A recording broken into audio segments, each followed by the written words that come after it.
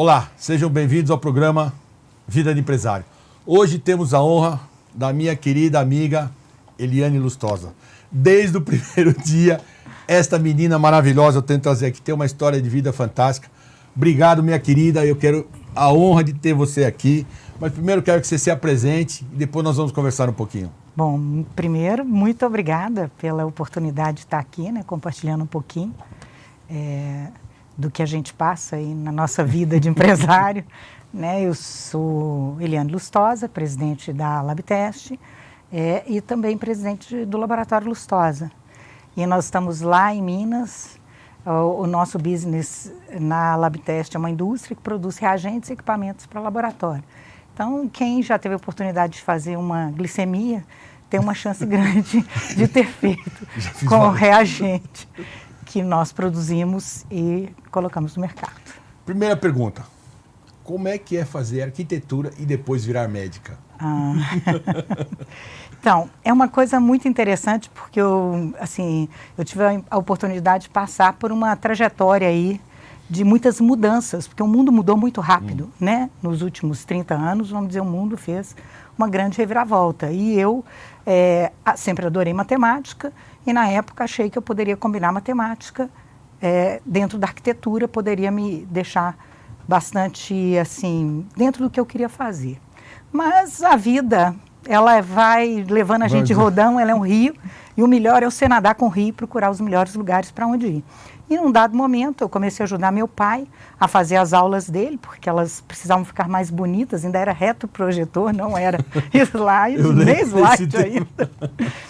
E ele precisava me ensinar o que era para eu poder conseguir traduzir em desenhos, traduzir em esquemas para ele dar aula. E aí eu me interessei e quando eu formei em arquitetura eu decidi fazer medicina. E aí fiz medicina e num dado momento eu também quis ser professora, dei aula, fiz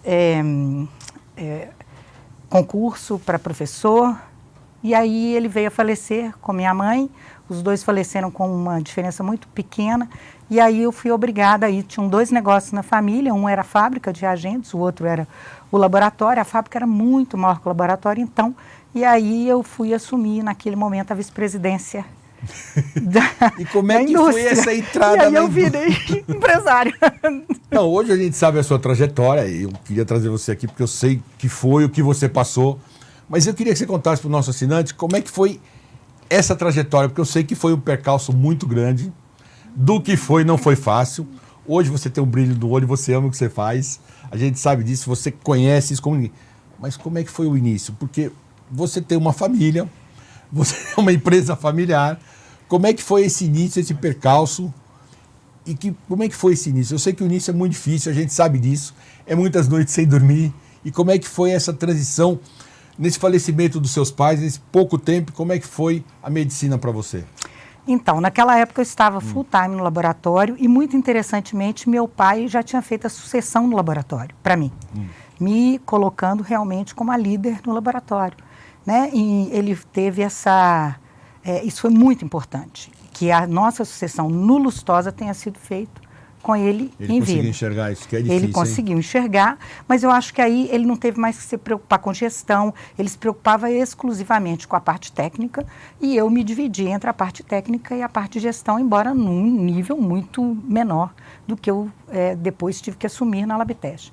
Mas também não foi tão abrupto, porque meu pai fundou a Labtest com um sócio, o sócio dele era vivo, então eu fui lá como vice-presidente e tive a oportunidade de fazer uma trajetória de aprendizado e que me deu depois, quando ele veio a falecer 4 anos depois, me deu a condição de assumir a empresa. Então eu acho que eu também tive uma oportunidade de me preparar para assumir a presidência da empresa, em que pese que tenha sido assim também muito de uma hora para a outra.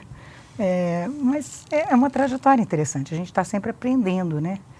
Porque eu acho que assumir um negócio é complicado, né?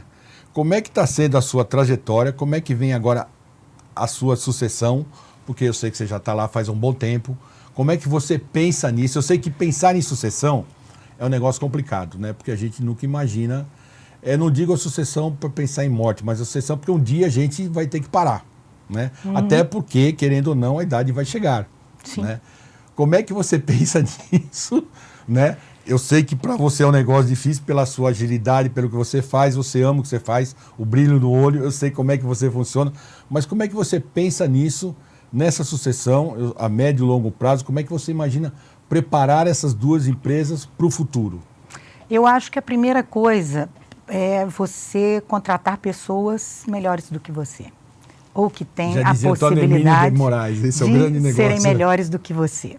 E que você também vai aprender com elas. Eu acredito que em ambas as empresas hoje eu tenho um time muito jovem, equilibrado com um time mais experiente, mas que tem toda a capacidade de levar a empresa para outro patamar, porque eles trazem uma ousadia e uma visão e liberdade que talvez as pessoas mais experientes tenham mais dificuldade de trilhar, principalmente na área de saúde, que é extremamente regulada e que a gente não pode sair fora assim muito pode ser mais arrojado. A gente tem que ser usado, mas tem que ter entendimento das consequências que a gente tem, porque nosso trabalho impacta na vida das pessoas. Eu entrego resultados e eu quero que sejam positivos, que eles ajudem o médico a tomar decisões adequadas em relação ao paciente. Então, é uma tênue linha entre você conseguir avançar e estar aí competitivo, e tem muita tecnologia vindo. Então, eu tenho muita gente jovem e a sucessão já vem acontecendo. Na medida em que você deixa as pessoas usarem o seu potencial e mostrarem a que vieram e realizarem e terem iniciativas e conseguirem fazer com que as coisas aconteçam, executem, que as ideias sejam executadas, eu acho que você vai criando um time com potencial de fazer sucessão, não só a minha, sim, mas em várias áreas da empresa. Porque eu acho que a sucessão é uma coisa que tem que ser natural. Mas todo empresário que vem aqui, eu gosto de fazer uma pergunta e eu faço a todos, né? Qual foi o momento mais difícil que você falou, tem hora que eu tenho vontade de jogar tudo para fora, não aguento mais, e fala assim, isso está difícil. Eu sinto falta do meu pai aqui para poder me orientar. Essa é a pergunta que eu gosto de fazer a todos, porque eu acho que esse é o grande aprendizado que o nosso assinante gosta de ouvir, falar assim, porque todos passaram por dificuldades. Eu acho que ninguém sobreviveu até hoje sem passar por dificuldades. Eu acho que também não foi você. Mas que foi aquele momento que você falou assim, hoje está difícil. Então, eu vou te falar dois momentos que eu acho importantes. O primeiro momento na crise de 2015, em que, tecnicamente falando, nós enfrentamos um problema muito grande e tive até alguns consultores que achavam que a situação era muito difícil, mas naquele momento eu não desisti, eu falei, eu dou conta. Aliás, eu dou conta ou eu dou conta, eu não tinha alternativa. E isso foi um aprendizado muito importante para a minha vida. Lá eu não tive vontade de desistir. Eu acreditei nas pessoas. E aí é que vem. Eu acho um momento mais difícil que eu talvez tenha pensado, eu acho que eu não dou conta, foi no embate do humano. Foi quando você tem conflitos no nível do humano, aí eu acho que é mais difícil, às vezes, de você ter tanta leveza para caminhar. Porque quando a gente está lidando com pessoas é difícil, né? É difícil. Porque a gente sempre imagina que as pessoas vão pensar como a gente acha, isso, como a gente exatamente. pensa, e não funciona. Família. Tem gente dentro da empresa? Como é que funciona? Não, não temos, gente. Na verdade, o que acontece hoje é que nenhuma das duas empresas a gente tem...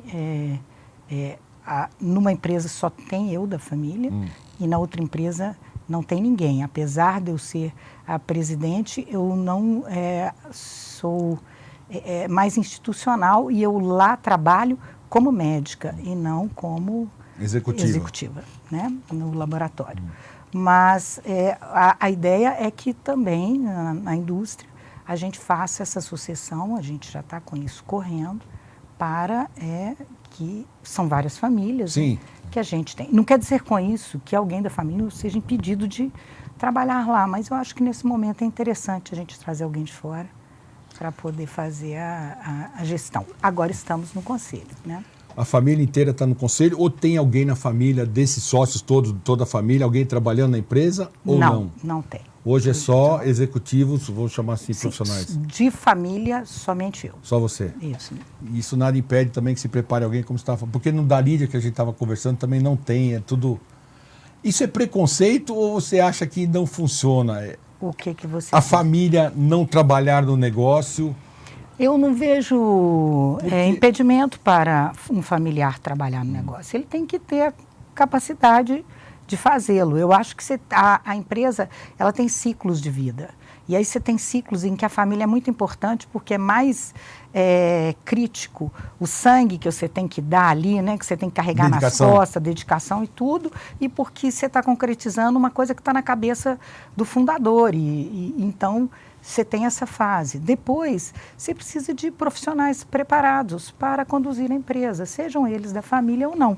O grande problema da família é que quando você tem um profissional que não é da família e que ele não está adequadamente atuando, você o desliga com facilidade. E quando é da família, por mais que você tenha regras, por mais que você tenha combinados, não contrate quem você não possa demitir.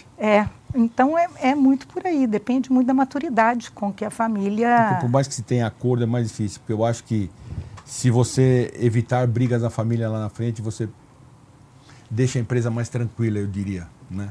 Eu acho que...